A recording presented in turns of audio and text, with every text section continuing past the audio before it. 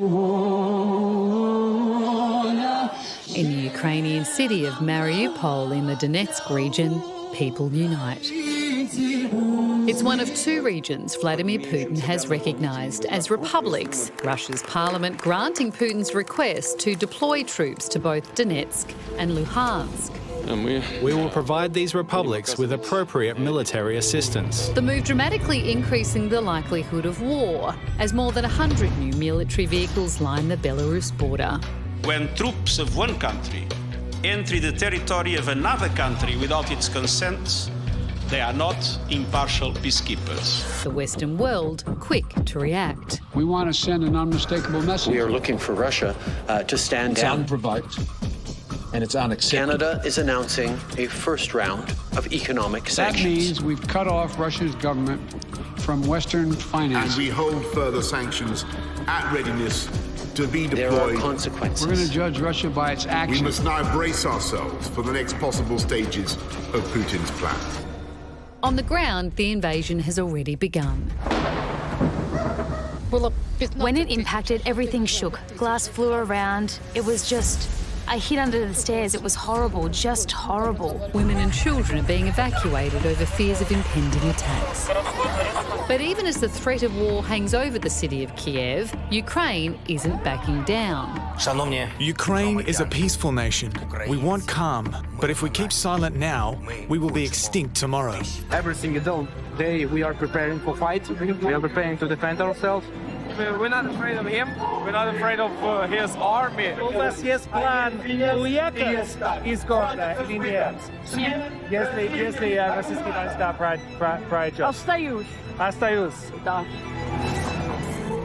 Oksana Nechyporenko is the director of an NGO in Ukraine. She was also the chief of staff for the former Prime Minister, and she joins us now from Warsaw. Oksana, we've just seen in our story there many Ukrainians are defiant. There's clearly also going to be fear as well. Which of those two things do you think is stronger right now? I can't say that something is stronger. I can say that it's a crazy mixture of both, and it depends on the time. When you read the news, sometimes you feel very scared because you literally don't know what to do, because you never thought that you'll find yourself in the situation in the 21st century, in a European country, in the middle of Europe, being afraid of the war, of actual missiles going into your capital city and destroying everything. I mean, it's crazy even to think about it. But on the other hand, you feel anger. You are so angry on this crazy neighbor of ours who has this power to tell us whether we can be free or not be free, whether can we be democratic or we can't. I mean, and this emotional roller coaster is really something that wears us down, I must tell you very frankly. Things have definitely escalated. How are people preparing? Oh, so there are different ways too. Some are evacuating themselves or their families to Western Ukraine or to other countries, and somebody is staying. The one who are staying, we are advised to be always prepared to evacuate. B, have our cars with the full tanks all the time, have our documents with us, a little bit of cash, and the emergency bag prepared, have extra food, extra water, and understand where should we go to or where should we run to. Lots of people are going to special first aid courses. I am one of them. I just took first aid courses. Now I know I can be a little bit more useful to my people if something happens.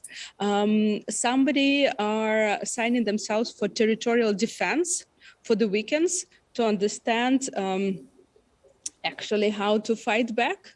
So each of us are trying to do something, and but the majority of us, we are staying. We are staying because we need. I mean, it's our country. We have nowhere to run to. Oksana, you say some people are evacuating, but you're in Warsaw right now, but you're about to jump on a plane to go back to your home in Ukraine. Some people will be going, why are you going back to a potential war zone?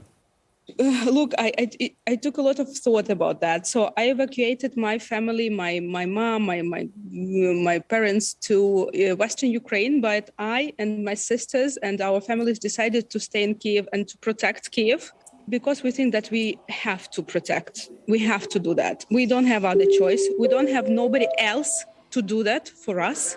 It's our fight and we are ready to take it. Oksana, this conflict has been going on for years now. Is there a sense in the Ukraine that you just want it over with? And if so, how does that happen? And what's your message to the West as we head towards this precipice? Look, we are living in this war already for 7 years in this state, but this time it's much worse because we never thought that all our country can be under the threat of invasion. Or again, any talks about missiles flying over our heads can be a serious discussion in this time of the development of the civilization. We feel the huge support of international community. We do feel it. We feel that you are more united than you used to be 7 years ago when our neighbor had an aggression towards us and started a war and annexed our territories. But we also understand that you won't be fighting for us. It's our fight, but we'll be more than happy and appreciate if you can help us because Russia is a huge aggressor and we can't compete with them in our military forces. We need some defense. We believe that if we are destined to stop Putin, this modern Hitler, then probably that's our destiny and we'll do that. So we appreciate if you talk about that. If you would understand what situation we are in, because again, we are just ordinary people who just want to live our lives. And somehow we are told that we can't do that.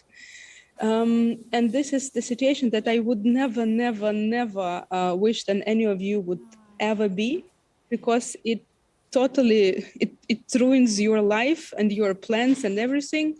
So thank you so much for the support and for unity that you have. But we need more. We need for you to be more vocal. We need for you to think of what else can be done, even if you are so far away from us. And we need you just to remember that we are there and we are fighting wars in the 21st century, unfortunately. Oksana, thank you so much for speaking to us tonight. I was going to say have a safe flight, but there's something sort of oddly chilling about even saying that in the current circumstances. Either way, we appreciate your time. Thank you so much. Thank you so much.